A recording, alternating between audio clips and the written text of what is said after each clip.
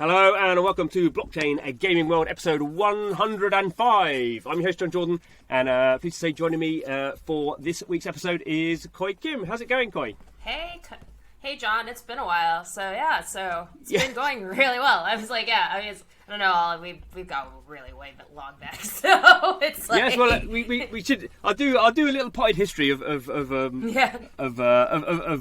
much as I can recall, and then you can give me the proper version. So we first met when you were at Google, and I was at Pocket Gamer. So we were doing it in the mobile game space. So that was probably 6-7 years ago now. Yeah. And then we both sort of interestingly we both got early into sort of in the blockchain stuff. So 2018, I think, was the last time we met at actually a Pocket Gamer conference about blockchain games. We'll maybe talk a little bit about some of the stuff you said then. And you were sort of quite active in that space. You were doing some consultancy with some of the sort of those early companies, which actually continued, I think, in recent years. But also you spent a lot of time you sort of pivoted to doing sort of beauty treatment stuff, which was fascinating. Everyone in the industry was very impressed that you were going on and doing sort of beauty brands, because we knew nothing at all about that. But now you're back. So and you are with a project called Mysten, actually a proper fully fledged blockchain. Mm-hmm. So you're fully in. You're fully in. Yeah, I have been convinced enough that this is the time. So, but I think I feel like I've been like considering whether like blockchain was a thing for a very long time. It's like, and it's pretty similar to all of these like VR, any of these new and emerging technologies, especially for gaming, that considers as a new platform. So, but to everyone here, my name is Koh Kim. I'm head of ecosystem at Mysten Labs, where we build foundational infrastructure for the next generation of Web3 apps. So prior to that, I've been in many different roles throughout my career, from like quantitative marketing to leading up product marketing, and also doing partnerships while at Google, specifically Google Play. So I led a lot of the mobile gaming partnerships back in, that was like a long time ago, like 2012, 2015 era. So, and then did a brief stint in the streaming world, actually, doing kind of working with a lot of creators at that time. And then I actually did take a little bit of a, I don't know, like a pivot, but it was just more of like, I took a jump into beauty. So I've done a lot of my solo entrepreneur path, kind of building beauty brands, consulting with a lot of CPG goods at the time, especially kind of applying what I knew from the gaming world then. But yeah, like, I guess like I am now back into the gaming world, and now specifically within blockchain. And that's definitely been quite an interesting, I think, decision-making journey. So do that. So you think? Yeah. But this is, as we were sort of discussing beforehand, for us in the game space, it did seem like you were, like, used the word pivot, because it did seem like, we don't see many people in the game space sort of go into a totally different industry. So that seemed quite interesting, I think, for a lot of us. But you were sort of still doing the sort of consulting, and but you were sort of saying you really felt, even though you sort of, you were early in sort of 2018, I think you probably knew a lot more than me at the time. Why did you think, what was the process in 2021, I guess, to sort of I think like it really started. Job? Yeah, I think it really started for me in 2020, like late 2020, when there was like the last cycle. So I actually bought my first Bitcoin back in 2014. I was really early in Ethereum back in like 2016, 17, like around then.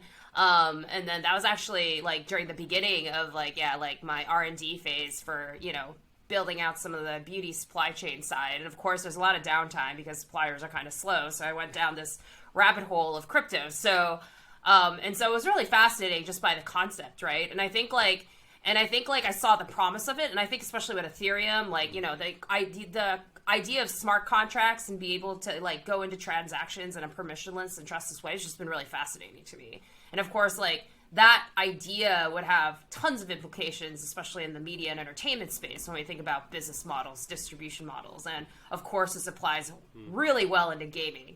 I mean, I was definitely that person that bought gold on eBay for WoW, or at least, like, not for WoW, but for a friend of mine, right? Like, so I'm not, like, afraid to. It's kind of like, I totally admit it, right? Even though I was never a WoW player myself, but I had tons of friends that do it, and they're always like, I don't have enough gold for anything. And I was like, okay, fine. I was like, you could just go buy gold off eBay. And, like, no one knew about eBay at the time, too. This is, like, what was really funny. So I just, like, remember all of these things I did as, like, a kid growing up on, like, how to, like, things. So I knew that was going to happen, right? Like, and, like, I think, like, now that I was kind of working with the game industry, back then when I was a consumer, I was like, why doesn't a game allow this, right? And of course now, like, exactly. and then now, like, when I was at Google Play and talking to, like, a lot of the, getting a better understanding of the gaming business itself and, like, what the incentives were and kind of, like, what the distribution channels and all the structures are, and it was like, and then it made sense. I was like, okay, now I see why the game companies would never attempt to do that, right? Or at least would want to, because, they, at the time, like, the way they would do retail distribution, like, as the content makers, you didn't really have tons of power, and I think a lot of that started to break down, right? Of course, with, like, the internet and, like, like, now games, like, especially the content, like, owners are now directly distributing to their players. I mean, Epic especially made that big move, right? They're just like, all right, we're just gonna make our client, or Riot Games being like, okay, like, you could just get our game through our client. Like, I mean, sure, you can use some of these retailers, but ultimately the player is like, okay, I go get my game from the game developer studio themselves rather than I go get my game at Best Buy, right? Like, that's, like, a really big shift, even in the kind of 2000s era, right? If you remember where we were, how we buy games, right? The destination or where the source of it is has changed throughout time. Yeah. And I think, like, during the beauty era, what was interesting is, like, that was kind of changing, and that was affecting all consumer too, right? So I think, like, in terms of how where consumers are buying things just continuously changed, right? It went from retail stores to the actual game studio. Then, to some part of it was influencers, right? Because that's when they were discovering things. And so it was just really interesting to kind of track that. And I think now it's, like, an interesting period where it's like, okay, like, for all that time, it was kind of hard to do attribution. You had no idea, like, how people discovered your game, in the most part. So, and so I think, like, it was interesting just kind of considering how blockchain technology could change that. So, but of course, back in 2017-18, it was like, I mean, we already saw what the problems were. I was like, dude, if CryptoKitties was taking up 70% of Ethereum's network at the time, right? It was like, there's no way it was going to support a online multiplayer game. So it's like, which I think, like, a lot of people don't understand that, so, which is fair, right? So yeah, and I think that's one thing I sort of remember that at the time us maybe slightly naively at sort of a early blockchain games conference going, isn't it going to be amazing? And you sort of being the sort of the cynic at the end going, I really like this stuff, but it's definitely much too early for games. And it was interesting because to some degree you were right. Because there obviously wasn't a lot of stuff there, but equally in that audience there were like Axie Infinity and those sort of people who, I think they, but by sort of struggling with the technology that was there, that sort of shaped a lot of the sort of stuff that has come out. So I think you were on the primary sense sort of correct. Maybe on the secondary, the I guess I to totally underestimated. Really yeah, it's kind of like I think I totally underestimated how creative problem solvers game developers can be. So right, no, it's the one way. Absolutely. So, but yeah, so go ahead. Oh no. I was going to say, let's before we get sort of too carried away. Whenever I hear about a new blockchain, I'm always like, do we really need another blockchain? So let's do a bit of the sort of corporate thing. So obviously you've joined a company, you've joined Mysten Labs, backed by Andreessen Horowitz and Coinbase, ex-Facebook sort of people. So obviously very well sort of funded and smart people. What are they doing that sort of is not being solved by other technologies? So and why are you sort of interested? Yeah, I think I think the way, and this will probably come from the perspective of like why I decided this was the right, I would say, blockchain company to join. I think at the time is that like I look broadly at like kind of like what the capabilities could be, and I think I was very informed by a lot of the game companies that I was either helping informally or formally advising, especially going to launch their first collections, right? Especially the NFT collections.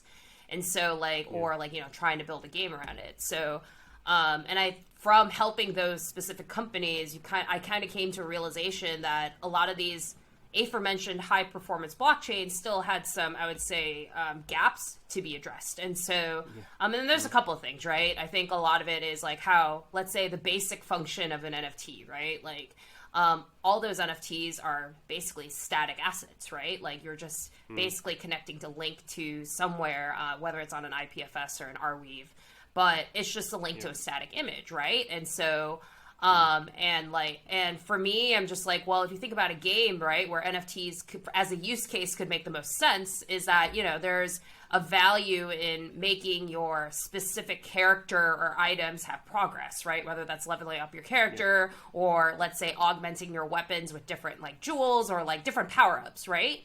But there's no way to do that with current infrastructure. So, and so what a lot of these companies do as creative problem solvers, developers are, is that, you know, they would have the NFT, then they would have a private database to basically collect all the, you know, like whatever this data is, right? That's associated with the NFT, right? But that data doesn't live on chain, right? That data, it lives on a very private database, which is like, you know, like I think it's one of the fair points that are made by a lot of the game industry right now is kind of like, for us, it's kind of like, what is blockchain better at that we can not do with centralized technologies, right? Because to some extent, like, I think the crypto industry generally is still very early when people are trying to compete with each other.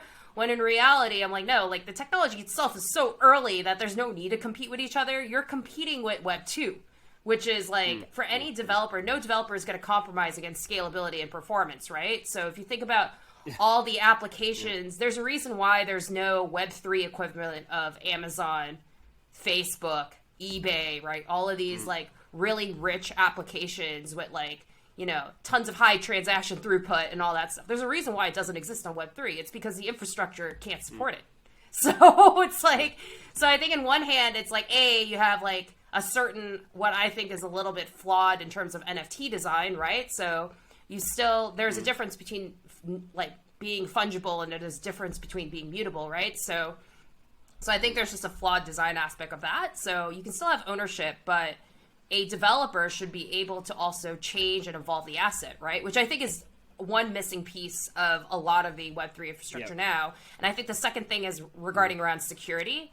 I think a lot of people don't realize like how fearful a lot of the developer community is, or even just generally like organizations trying to build on top of blockchain and like technology, because they think it's promising, but they don't feel confident about the security. I mean, like how many billions of dollars of hacks happened last year? I think about 10 billion, $14 billion in hacks that occurred in crypto last year, right? Like no one in the right mind with a business is going to like, you know, expose themselves to that much risk, right? And we already saw that with Facebook shutting down DM, right? Because, I mean, compliance is a huge issue. So I think one of the key differences, especially for us, is because we come from that world, we understand those pain points, and we're developing and like designing an infrastructure that can support two of those main points, right? It's like not only about the NFT design themselves, but also in reality, how we think about like what a blockchain should be, right? And how to make it easy for all sorts of developers to feel comfortable developing on top of it. So I think that's kind of like probably some of the key tenets. Obviously, there's the scalability stuff, but I think that's like Moore's law. I think blockchain, any technology will always see advances. I mean, compare the top 10 tokens of this cycle versus last cycle. Only like 3 of them exist, or 4. One of them is Tether. So it's like, so I think like there's just, I mean, I know it's just another blockchain, but in reality, you should think of it as like, well, it's another technology company, right? And of course, technology is going to advance, especially at such an early stage we're at.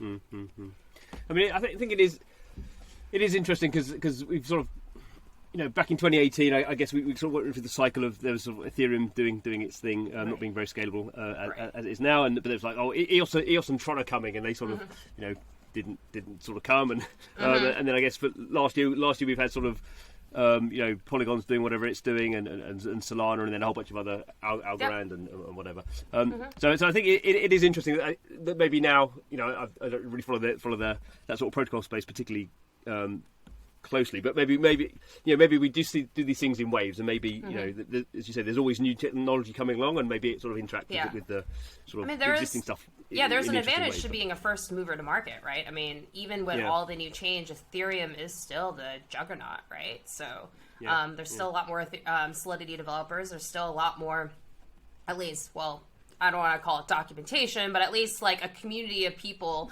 that understand what Ethereum and Solidity is and could try and help, right? So the ecosystem has definitely been built around Ethereum so far, right? So I think on the most part, maybe Polygon, maybe like Solana to some extent, right? But they still pale in comparison to Ethereum, right? So, which is basically the elephant in the room. So, and I think that also matters, but I think that's also presents a challenge to a lot of developers, especially in the gaming industry, right? Because they're painfully aware of what it's like to manage a highly complex application across different platforms, right? So they need a reason to be able to like R&D it. And so, of course, and then if you add on top of that the uncertain regulatory environment, and then on top of that, like, okay, now you're dealing with real money, and potentially because you're allowing a player to self-custody, right? Like, what happens if they lose something or something happens, right? There's not a lot you can do, right? So, I mean, I think the game developer, most of the game studios that I've talked to are definitely, I mean, on the most part, like, they are coming at it from, like, a true player experience on, like, can blockchain technology, like, fundamentally provide a better player experience? And, like, and I think right now there's just a lot of questions around it, right? But I think also it may not be their business either, because as we saw with mobile games, right, it drastically expanded what the definition of a customer is for a game, right? Before that, it was like the same demographic. So now it's like very diverse, right? And I think what's happening with especially with the blockchain gaming space, it's making that even more diverse, right? Even especially with the concept of what motivates players to play those games, right? Like, it's not even a hobby anymore, right? Like, people are trying to make money, which is a very different thing. So, I mean, in terms of you know, I mean, any blockchain, anything you run a game on is good for other products as well. I mean, is games particularly something that Mysten is looking to support, or is that just sort of one of many things? It's one of many things. I think there's like, I think the way that I like to compare what Mysten is trying to be in comparison to, let's say, some of the current L1 infrastructure that's out there is that if you imagine the L1 infrastructure is more of like dial-up internet, what Mysten is trying to build is broadband. So you can imagine like what type of, like, you know, what new class of applications can come out just for the fact that you're increasing just massive functionality and like scalability benefits, right? So, and that's how early we are. And I think that's what's really exciting, right? It's just that we're so early. And it's not like Mysten Labs came out of nowhere, right? Like, the core engineering team was from Facebook's R&D division for crypto. They've been working on this for over 2.5 years. So it's like, so a lot of this stuff was already kind of battle tested in some respect, right? But of course, like, at a big tech company, like, you're going to run into, like, you know, barriers just because it's a big tech company, right? So. And in terms of, you know, I mean, not that you've sort of totally left the space, but, you know, back in sort of 2018, I guess we had Axie Infinity were literally just starting out. We had, you know, it's back in the era where people just sort of writing up white papers, and there's some interesting stuff. I know one company you were involved with was Referium, a sort of interesting sort of way of sort of using influencers, and obviously a lot of those sort of projects kind of fell by the wayside. Now, do you feel we've sort of, in a good way, sort of lost some of that sort of enthusiasm, but equally, you do. Those were quite sort of, that naivety was also quite nice because people were trying to build out quite probably, you know, what became much too ambitious sort of projects, whereas now things have sort of boiled down to, I'm going to do 10,000 NFTs and sort of see where it goes. Which is well, it kind of feels quite, like it's like different. The ICO, all the NFT drops feel like the ICO era of like last cycle. So I think, I mean, I still think we're like an experimentation phase. And I also have to remember, like, a lot of these there's a lot of newcomers into this space too. And like, just generally crypto is really early just because like now we have like a new generation of people that are opening wallets for the first time. And a lot of them are the ones like, you know, experimenting and building things in this kind of era, right? Just because they were very fascinated by the technology. Of course, you're going to have people that are chasing for short-term gains, right? Because that's just the nature of any emerging, you know, technology platform. Like, you're always going to get the rush of people trying to, you know, get their stake and then leave. I mean, that's like natural, right? We saw that with early mobile gaming. I mean, remember when app stores just launched? Like, the amount of stuff that was on there was pretty bad. It was like most of it was garbage, right?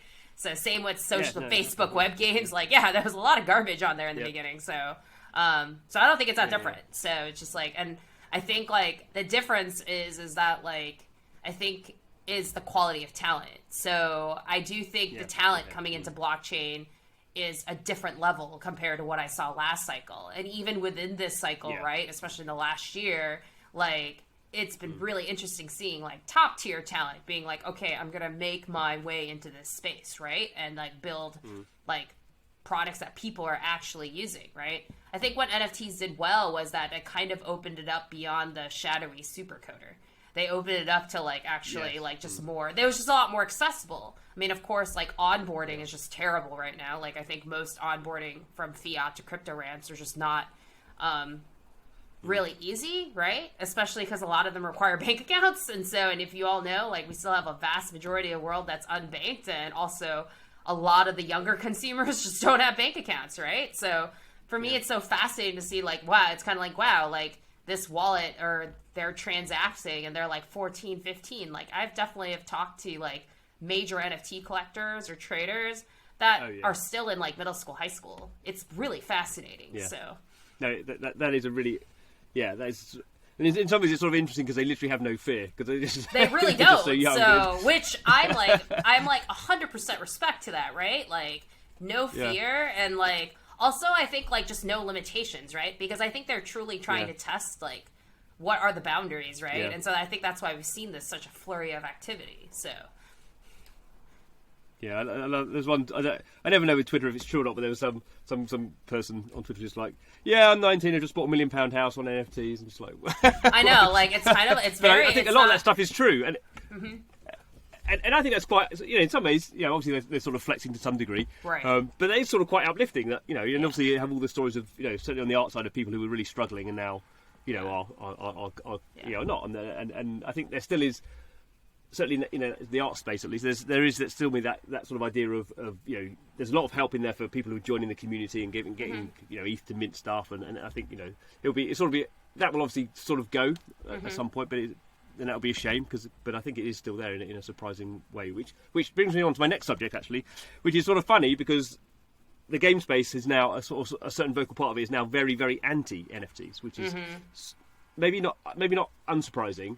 I guess the unsurprising bit is how vocal and sort of nasty some of that debate has become. I mean, certainly we've had some stuff here in the UK this week around a project based on the Worms NFT, which maybe not so big in the States, but that's been quite surprising to people. I mean, in general, when you talk, obviously you're sort of known for being into crypto, when you talk to the games people, are you feeling that sort of pushback? By games people, do you mean, like, let's say the actual studios, or do you mean the end players? Yeah, I mean, I won't say what I was going to say, but let's start with developers. Okay. Is that I mean, I think, like, is that pushback worrying them as well?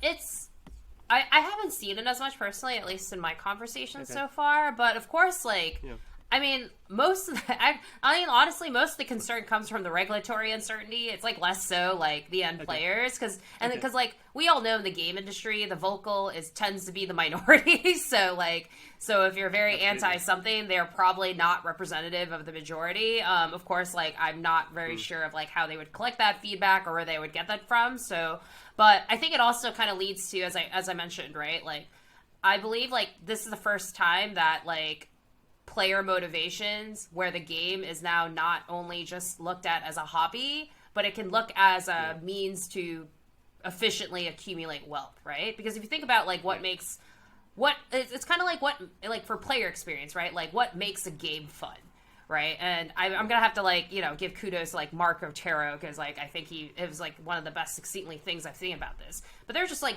usually that's all based on human aspiration, and they're kind of surrounding three main, like, emotions. One is love, and that's, like, social connection. I found my BFF on World of Warcraft and all that stuff. The second is power, which is, like, very common among games, right? That's the leveling up, like, the skills, like, the leaderboards. It's all that stuff, right? Like, showing that I am, like, getting better at something, right? And I'm gaining power. The third one is wealth. And if you think about it, up until this point, like, gaining real wealth hasn't been very efficient, right? There were indirect means of gaining wealth through playing games, right? Whether you're a streamer, whether you're selling, grinding and selling gold farms, right? And all that stuff, or selling skins.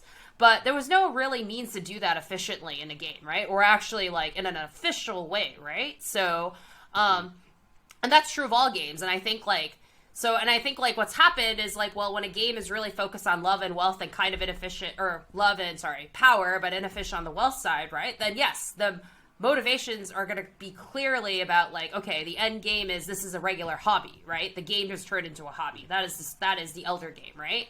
But then if there is a way for one to have fun by accumulating wealth, right? And this is like poker, right? Like poker is very different when you put in real money versus fake money. Like, I don't care what people say, but like there's definitely a difference, right? Like otherwise poker would not be that interesting of a game.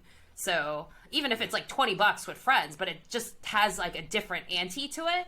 So like it's really interesting to see like, well, what types of game design mechanics or like things can show up when now that you can efficiently accumulate wealth, right? And that changes a lot of things, right? If you think about retention layers, like it's like, okay, it's not just like I need a player to come back more, right? But now I have to layer in how can I help a player accumulate wealth more efficiently, right? And so there may be different player motivations. And now the player not only it's not just about being a hobby anymore, right? There is a potential to be like a productive asset. And that introduces a whole host of different behaviors and actions, right? And motivations. So I'm actually of the hypothesis that I think we're looking at a potential expansion of the gamer audience, and that we may be looking at a sample problem. Because most of the gamers that are playing game at this point are playing games as a hobby, right? So I would actually question whether that's the right base to base your feedback on, so to some extent. So, which is very controversial, like literally not popular. It's like an unpopular opinion for me, of like hashtag unpopular opinion, but I don't think a lot of game studios are considering that right now, right? So, or even the players. Exactly right. So it's like...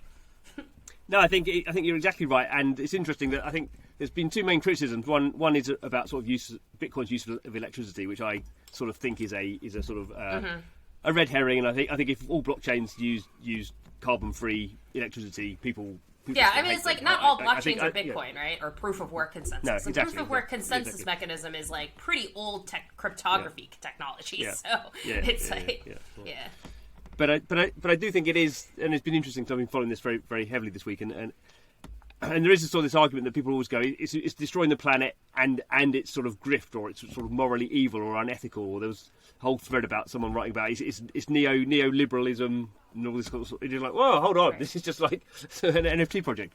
But it is sort of playing into that thing, I think, for hardcore gamers who sort of lost the battle on free to play mobile, right? And sort of a bit salty about that sort of stuff still. I mean.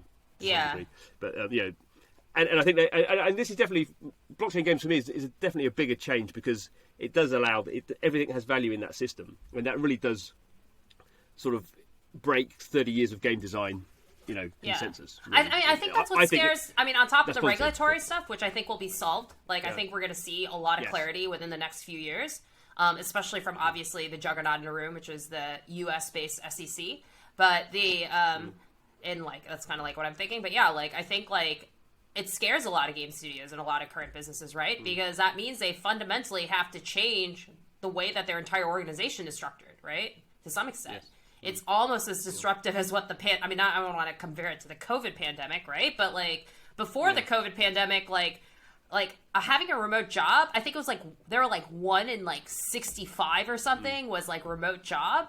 Now the pandemic is here, 1 in 7 are posted to remote jobs, right? Like it's pretty stunning, like what a forced change can do, right? Just because like people, I mean, I think there's part of it is like I don't know if players know what they want too, so like or the general player, right? Because in some respects they're basing a lot of opinions on what they think the game should be in the old paradigm, right? Like they don't know like the benefits of what the new paradigm could be because they just haven't seen a good experience, and I think that's what it really comes down to is who's going to be the first team to make a really fun experience with enough stickiness and can build a sustainable economy around it.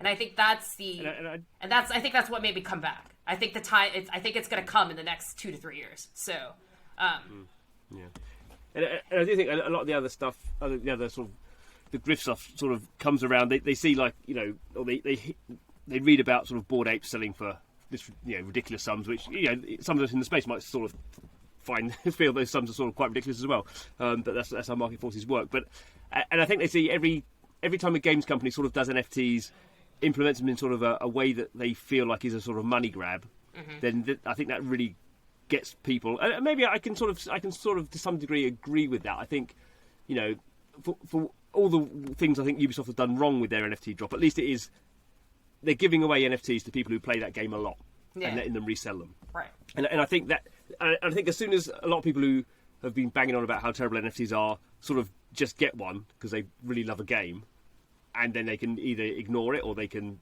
you know, the first time they sort of put it on a marketplace and sell it, I don't even think they have to make money on it. It will obviously be free to them. But as soon as they sort of realise that sort of dynamic, well, I hope, I suppose at least, that quite a lot of the it's a money grab, it's terrible, it's immoral, sort of falls away a little bit. And it's just like, well, you know, we sell things on we sell things on eBay. That's not, you know, is that neo-capitalist sort of... Yeah. Well, I mean, if we're going to quote Adam Smith, right, the invisible hand is very strong. So it's like, because it's a main motivation. So, and I don't know, maybe that's like an evil thing to say, but like at some respect, like, I mean, the whole wealth aspect where now we are unlocking a way to accumulate and trade that wealth could be very fun, right? And then there are definitely people that think that's really fun. I mean, look at all the crypto traders, right? Like, that they, you know, it's like, it's kind of a game in some way, right? They set their own rules, they follow them. When they win more often than not, then it's really satisfying. And that's why they continue to do it to some extent, right? So, and so I think like that same like kind of high exists when you accumulate wealth, right? So, and I think once people get a taste of it, right, it's really hard to not want to do it, right? So, I think absolutely. Yeah. And I think it's fine. I think games as a hobby will still exist. You know, AAA didn't die, right? Like, they still exist. No. Mobile, free-to-play, like, evolved, like, but they all evolved. But, yeah, I mean, they just know who their player is, right? And so, but I think what we're seeing is, there may be a new player that's developing, and no one has, like, you know, basically started, no one owned the player yet. And I think that's where the race is, right? Is who are the companies that are going to solidify their brand among that player segment, right? So, I mean, how quickly do you think change is happening? So for me, like 2021 was, you know, I guess the whole space was pretty big, partly because Axie sort of blew up then, but you know, and previous to that point, no one really cared unless you were really into it. You know, it was seen as a very obscure sort of subpart. And 2021 was literally when, I'm sure you had it as well, where you were doing TikToks about it. But you know, everyone was asking you what's going on with these blockchain games, and you know, people who literally had no idea about it were suddenly really quite fascinated and really quite motivated to find out. You know, do you think we continue that sort of level of sort of accelerated sort of growth and interest, or I've tended to find in crypto you kind of have punctuated things where everything happens very quickly and then basically you have sort of not much happens for actually quite, and I think that's all part of the cycle. So like, I mean, I think retail excitement is, I mean, I still think like we're probably going to go see another bubble, especially within the NFT space, especially. There's a lot of people that are going to get burned, but I think that's the natural part of like just how things develop, like any new market and all that develops. But I think the difference is that like the people whereas last cycle where I felt like people just kind of went in because they just wanted to make money, right? Like I think, and that was like most of them, right? Most of those ICOs were about like, how do I get people's Ethereum or whatever. In this cycle, what's interesting is that it's kind of less that, right? Like, I'm seeing more people that are like, legitimately, I want to go build something that's actually of value or addresses a problem. And I think DeFi led the way in that, right? So I think a lot of like NFT gaming to some extent is going to have a close like kind of integration with DeFi, if you think about it. So, but I think like what a lot of that is like, I still think we'll continue to see builder activity. Now, whether or not the retail interest will sustain is yet to be determined. I don't think it's going to be as like crazy high as what we saw in like 2021 and even to some extent now, but people are building. And I think like the difference is people are building with the intent to stay. Like, this is not like I'm going to go disappear, but we're seeing more docs teams. We're seeing more teams with legitimate, like, I've built this for experience coming in, wanting to build, right? And those teams are building it for the long run. So, and I think that's the key difference right now. So, which is kind of like me as a signal of like, all right, like now we're gonna go see, like, this is kind of like where we're at like the mafia wars of Facebook web, like, or super early, like App Store just launching. This is kind of like the second stage of like, all right, we may see some legitimately fun and really high quality experiences coming from really great teams. So I think I'm just more concerned about the money pouring in from the investment side, because I think some teams should not have raised as much money as they did, but hey, if I was a game studio founder and I was thinking about it, this is probably the best environment to fundraise right now, like hands down. So it's yes, no, I think you're absolutely correct on that. I mean, you look around and you just see, you talk to people, talk to teams, and just realise that they're very. I think I don't come across many outright scams. I do come across quite a lot of very enthusiastic people who've never made a game before, who think they're going to make World of Warcraft in 6 months, which is clearly worrying. But which I'm just like, good luck to you. So it's like yes. And I guess if that's all we have, then we probably we do have a difficult 6 months. I think as long as we have like a couple of really good projects from experienced teams coming out that sort of show what the next level is. I still don't think we have all the blockchain games that have been successful so far, have sort of come from blockchain crypto teams rather than, they may have had some games experience, but they're not. You wouldn't really classify them as games teams. Where clearly now we have games teams who are doing blockchain games, and I think that I'm hoping that sort of makes a difference in the products we get. I guess we'll find out in the next 6 months. Yeah, for sure. I mean, in terms of going back. Oh no, I was just saying, like, I think the biggest difference with the I think the biggest challenge for game studios pivoting into the Web3 space right now is that you are bringing the player at a much earlier stage of development than they've traditionally have done, right? So, and even if you think, I think like the teams with the best DNA to succeed in Web3, in my mind, is free-to-play mobile, like basically those with free-to-play mobile experience. But so far, the business model for them has been like 90% of their thing is in user acquisition, right? So they're not really used to building community and like, having a community, like really telling narrative to like, to their community and interacting with them. So I think that's the biggest adjustment most teams I've seen. I think 9 out of 10 teams I've seen have tried to make. So, and it's really hard. It's hard to hire. So it's like, so. Oh, yes. No, it's absolutely impossible. So certainly on the tech side, everyone. Right. I think in general in games at the moment, finding good CTOs is a bit of a nightmare. In blockchain, it's sort of anyone who's got good experience is already doing their own thing, aren't they? Yeah, no, for sure. I mean, I do have to say the Mysten Labs overall have been very impressed with their hiring capability on the technical front. Like every engineer, product manager, scientist, economist that I've talked to so far, I think we're up to 30 now.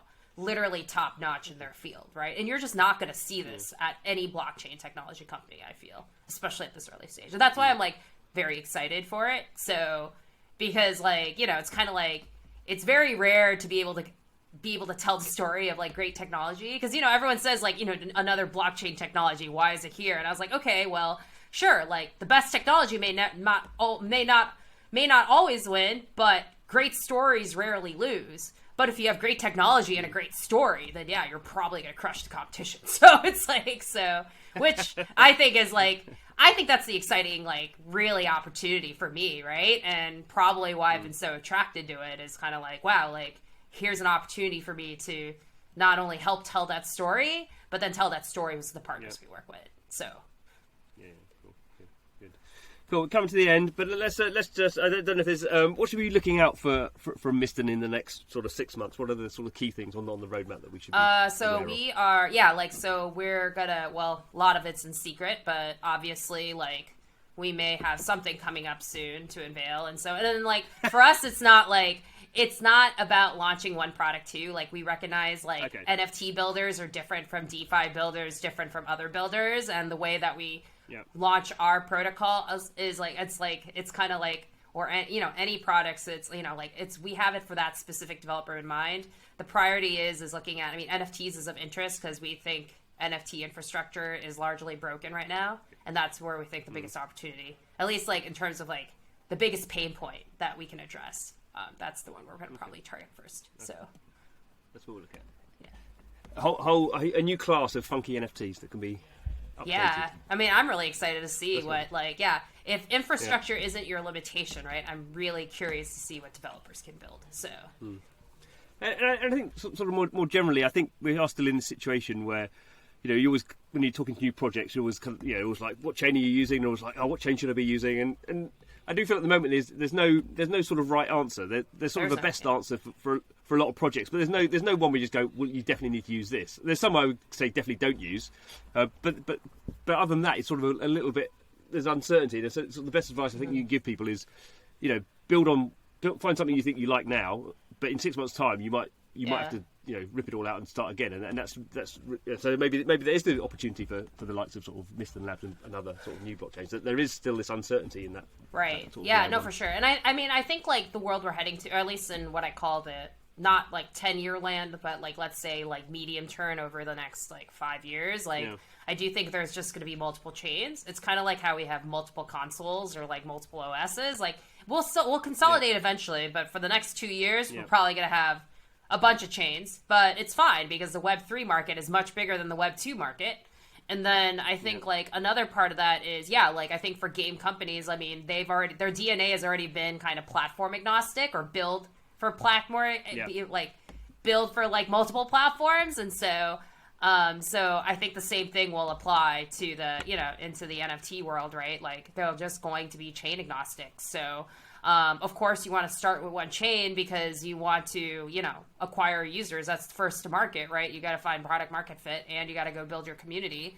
But that community isn't necessarily married to a specific chain, right? Like people who hold Solana NFTs or probably hold Ethereum NFTs or vice versa, right? Or like, people who have like maybe Terra USD like also holds multiple other stable coins. It's not it's kind of like I don't think like the chain should matter as much as more of like you should focus on a chain just because of the complexity involved in like launching a smart contract. So that's why you don't want to launch multiples. You don't want to try to do 2 chains because like writing a smart contract is hard right now. It requires a manual audit, of which we're going to solve with the products we have. That's why I think what we're building at Mysten is probably going to be a big advantage. So, but we're trying. It's not only about scalability of the application; it's scalability of developing the application, of which like we think the current one is is probably not up to standard, right? Or so. So I think like for most game developers I talk to, I'm just like, you start with one chain, not necessarily because of the technology, but mostly because like, is your communication and narrative strategy, are your players there, and can you acquire them effectively? And just start there first. And then, because in the end, like, like even if like that chain dies eventually or whatever happens to it, like if you still have another chain where you saved a lot of that state, then it doesn't really matter where it comes from, right? So, but that's like the thing. But of course, my opinion changes every 3 months because this is crypto. So it's like No, but that's the thing, isn't it? I think the most valuable lesson you learn in this space is you can is learning how quickly it changes and not to be sort of dogmatic about anything, because you can look very silly very quickly if you don't change. Oh yeah, for sure. I mean, I think the tribalism stuff in crypto and like across these cryptos is really funny, right? Like, why are you maximalist when it's like, like we know the technology you build on strong. There's no like philosophical argument on that. Like, but we're all in the same team. We all want to see blockchain technology be integrated as part of our everyday lives, right? Because our lives are changed by it. So, I mean, I think like what we all should be doing is really like collaborate and then try and make it easier for more developers to build on blockchain technology, right? There's only like 10, 15,000 developers total, right? Or maybe 20K compared to like 5, 10, like billions of developers, right? So we still got a long way to go. So it's like I don't know why people are fighting when it's so small. I was like, it's not even like. Well, that's why there's all the pressure as well. But right, good. That was brilliant. That was fascinating as ever. Let's not leave it another 4 years. I know. Well, I'm here, so like, I mean, and it's kind of like I'm here, so I'm really excited to see what like obviously being reunited with gaming industry friends, but then obviously I'm really excited to meet the new class. But also at the same time, like I think like even just as a side thing, I mean like diversity, inclusivity, like for me, like I feel like crypto is just one of those generational technology disruptors where there's going to be a new class of people that are going to be able to gain generational wealth and like, just gain more opportunities. And so, and especially for me, I think as a woman, I think that's really important, right? Because I think representation and diversity is important. And then, I mean, and I already saw like in early crypto days, like obviously there are diversity problems. I saw this in the early gaming days too. So I think a large part of me for even coming into this role, especially this, like in this particular, like kind of level, or at least like this setting, is that like, I just hope to be more of a role model to all those women that are curious about blockchain, right? And just want to get in it. So, because there's tons of opportunity, and like crypto and blockchain as an industry would welcome everyone, right? So, but it's like, I just kind of want to make sure that like, it's kind of like, at least I can be made available for those that are curious or like would love to get in. And it doesn't matter if you're an engineer or not, right? Or even a copywriter. Like, a lot of crypto companies need better copywriters. And so I don't know if a lot of people understand that. So, but yeah, like I just welcome them, right? Because I think it'll just make the industry as a whole better. So. Good. That's a very appropriate note to finish up the podcast. Thank you so much for your time. Great to meet you. Yeah, it's great meeting you too. Again. Yeah. All right, it's great to reconnect. Hopefully we'll see each other, like, I don't know if you like are going to come back for GDC and all that stuff. Yeah.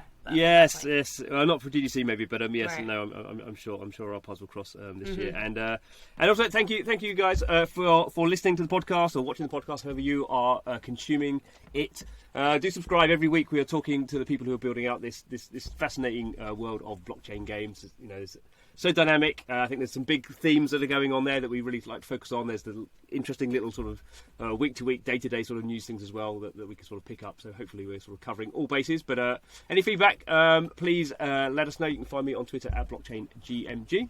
But do subscribe and come back next time to see what's going on in the world of blockchain games.